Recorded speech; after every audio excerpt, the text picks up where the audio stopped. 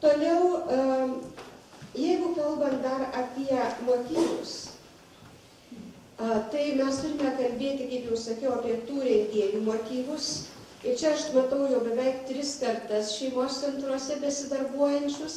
Taigi mes dabar esam Kaišiadorių vyskupijų, kur sėkmingai darbuojasi 2 kartos žmonės, tai kurie perėmė šitą vėliavą. Kai kurios šeimos centruose taip, 2 arba 3 karta darbuojasi ir tai yra labai nuostabu.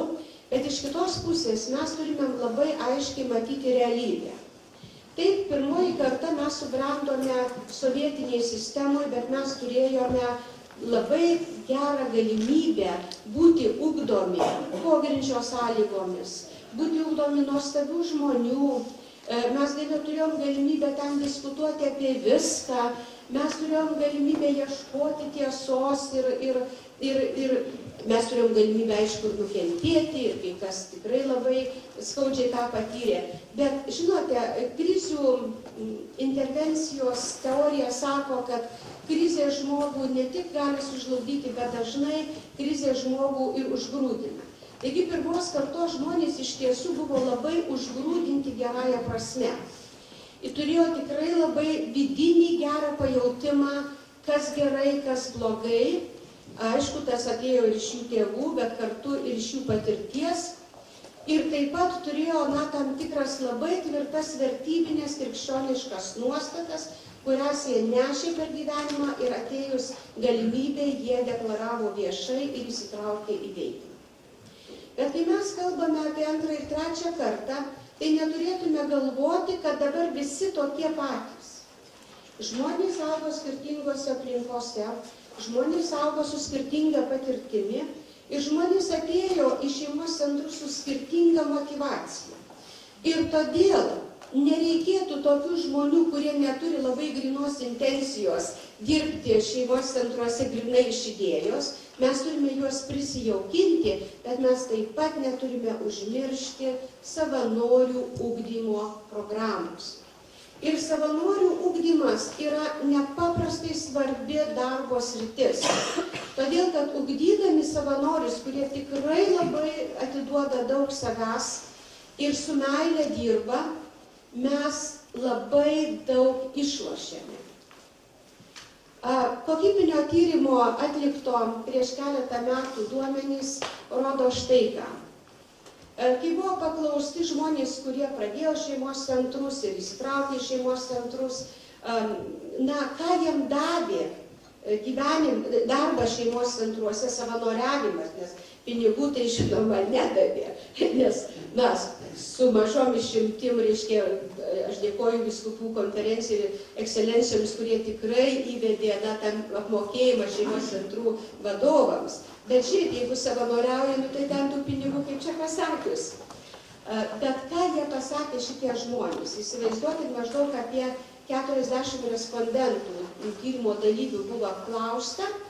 Ir visi šitie žmonės pasakė, tai, kad aš įsitraukiau į šeimos centro veiklą, padėjo man gyventi kokybišką dvasinę prasme, reiškia gyvenimą mano šeimoje. Pagerėjo mano santykiai su mano vyru, su mano vaikais, su mano anyta. Daugumas tyrimo dalyvių pasakė, kad tai, kad aš dirbau šeimos centre, savanoriavau, išsaugojo mano šeimą. Taigi, jeigu mes turime tokią idėją, kad tose šeimose augo po 3, po 4 vaikus ir tos šeimos išliko, jos neįsiskyrė ir sako, mano savanoriavimas šeimos centre padėjo, apsaugojo nuo skyrybų ir pagerino mūsų gyvenimą, tai jau 120-140 labai laimingų žmonių, kurie gyveno, kurie pajautė, ką tai reiškia gyventi pilnoj šeimoje ir kurie išvengė skyrybų krizės.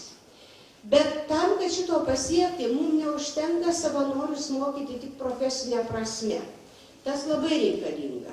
Kaip dirbti su grupe, kaip bendrauti, kaip tinkamai pateikti medžiagą, bet ypatingai svarbu juos ugdyti dvasinę prasme. Ir žinot ką, sovietmečiu buvo labai sunku gauti geros literatūros, ypatingai susijusios su šeimos gyvenimu. Karolio Vaitylos knyga Meilė ir atsakomybė išversta kažkieno mašinraščiu, mes turėjom perskaityti per vieną naktį ir duoti kitam. Reiškia, reikėjo ieškoti. Dabar nereikia ieškoti. Pilni knygynai, pilnos bibliotekos. Kolegos, mes turime grįžti prie savo dvasinio ugdymo ir ugdymosi. Ir Jonas Paulius II, kuris tikrai yra šeimos popiežius, mes turime iš naujo grįžti prie jo raštų. Yra laiškas šeimom, yra apaštalinis paraginimas Familiaris Consortio, kur labai aiškiai pasakyta, koks yra tikslas šeimos. Ir jisai labai aiškiai pasako tuos tikslus, ar ne, kad pirmas tikslas tai yra asmenų bendruomenės kūrimas. Mes negalime išmokyti kurti bendruomenę, asmenų bendruomenę šeimoje, jeigu mes neparodome, kaip ją kurti, vedant grupinius užsiėmimus. Nes čia yra tas modelis, kur mes bandome kaip bendruomenė, ar ne, pasitikėti vienas kitų, klausti, dalyvauti ir dalintis. Tarnavimas gyvybei, antras labai svarbus ir šiandien ypatingai svarbu tą atsiminti, todėl kad Lietuva tuščia. Ir visai nesenai grįžau iš vieno Lietuvos krašto, aš buvau ne tik tai labai šoke dėl to, ką aš išgirdau žmonių, apie tai, kas ten vyksta kaimuose ir daugiaprobleminėse šeimose, bet aš buvau labai nemaloniai nustebinta, kaip vakarinėse šventose mišiose, gražioj bažnyčiai buvo 5 labai garbaus amžiaus moterėlės, arba 7, iš kurių 2 mes buvom lektoriais atvažiavusios vesti seminarų. Aš nemanau, kad tam miestelį nėra daugiau pagyvenusių žmonių, bet reiškia, jiems nėra svarbu ateiti į mišias ir nėra svarbu turėti tam tikrą dvasinį peną. Kitas dalykas, tikslas, kurį mes turime siekti ir apie kurį rašo šitam apaštališkam paraginime, tai yra tarnystė, tai yra tarnavimas. Aš jau apie tai kalbėjau, ne, mūsų misija. Ir žinoma, taip pat reiškimasis bažnyčios dalyvavimas ir visuomenės gyvenime dalyvavimas aktyvus. Ir aš kažkaip galvoju, kad šiandien mes kaip krikščionys ir katalikai turėtume labai gerai pasakyti šalia esantiems draugams, bičiuliams ir pažįstamiems, kad dalyvauti rinkimuose yra mūsų pilietinė pareiga. Ir šeimos ypatingai turėtų tą atsiminti. Mes turime kitas enciklikas ir kitus paraginimus, kur tiesiog Evangelium Vitae enciklika, kuri šito metu yra ypatingai svarbi ją išanalizuoti, išnagrinėti ir numatyti, ką mes galime daryti, nes visiškai natūralu, kad kai daug abortų ir kai vaikų negimsta, tai tada seniems žmonėms pasiūlo eutanaziją. Ir jūs matot, antrą kartą jau yra pakeliamas tas klausimas legalizuoti Lietuvoje eutanaziją. Taigi, kolegos, man atrodo, kad dirbant su savanoriais yra labai svarbu šitas būtent katalikiškas ugdymas, remiantis tikrai autentišką medžiagą, ją nagrinėjant, ją analizuojant. Žinoma, ir švento rašto studijos yra taip pat labai svarbios. Nepamirškime šito, kai mes organizuojame darbą su savanoriais ir norime, kad jie taptų mūsų puikiais pagalbininkais. Žinoma, dar yra vienas dalykas, kuris iš tiesų žmonės labai, pasakyčiau, ne tai, kad nuvilia, bet labai įskaudina. Tai žinoma, yra tam tikros skausmingos žaizdos, kurias mes matome ir girdime. Ir aišku, mass media, tai žinoma, pirmiausiai tuos skausmingus atvejus ištrimituoja, ar ne. Bet iš kitos pusės mes irgi turime galvoti, kad jeigu yra skausmingi dalykai atsitikę kunigų gyvenime, tai mes kaip pasauliečiai, katalikai, irgi turime trupučiuką jau, gal net ir netrupučiukai, tam tikrą dygulį savo sieloj ir paklauskime savęs, kiek mes skiriame maldos arba kaip mes prisimename, kaip mes meldžiamės už savo kunigus, už savo ganytojus, kaip mes ištiesiam jiems ranką, kada matome jiems sunku. Aišku, čia jau yra dalykas, apie kurį mes turėtume atskirai kalbėti. Taigi, dar dalykas, kuris man labai, toksai skausmingas ir kur aš matau, kad man atrodo, kad reikėtų apie tai pagalvoti, tai yra metodo pasirinkimas. Mes galime perteikti labai geras žinias, bet jeigu nepasirinkame tinkamo metodo, tai šitos žinios neveikia. Pradžioje aš kalbėjau apie tai, kad yra labai svarbu užmegzti ryšį. Yra ryšį su kitu žmogumi, ryšį su tais, kurie ateina.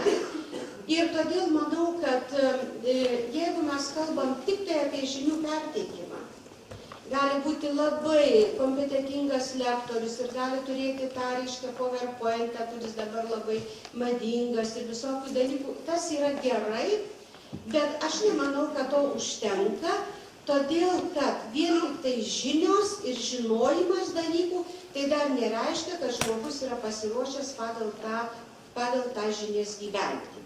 Tai šalia to, kad mes perteikėme žinią, mes turime kartu perteikti ir tam tikrą gebėjimą, kaip tas žinias realizuoti praktikoje tinkamu būdu. Na, dabar pasidalinsiu vienu tokiu linksmu atveju iš mano konsultacijos patirties, konsultavimo. Ateina pora ir sako, žinok, jau mums visai blogai, jau stogas važiuoja, jau mes nežinom, ką daryti, na tai kas dabar atsitiko. Nu, tai jie ten papasakoja savo problemą, aš sakau, nu žinok, jokio kito stebuklingo būdo nėra, kaip kalbėjimas apie tai.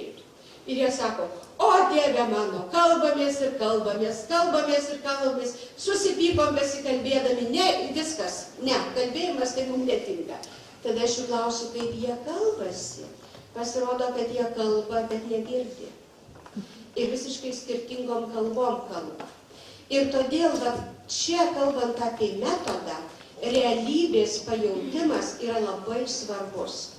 Ir pas mus ateina žmonės, kurie visiškai nesupranta mūsų įprastos kalbos, kuri įprasta mūsų tikinčių bendruomenė. Pavyzdžiui, ką tai reiškia Dievo malonė? Kas čia yra? Apie ką jinai kalba? Tai apie kažkokius sakramentus. Kas tas sakramentas? O, ėjau pirmos komunijos atsimenu. Arba, o tai ką? O tai jeigu blogai, o tai kas čia blogo, jeigu aš turiu meilužę ir mano žmona su tuo sutinka? O tai kas čia blogo? Visi laikraščiuose rašo, kad visai nieko blogo. Masmedija skelbia, kad visai nieko blogo.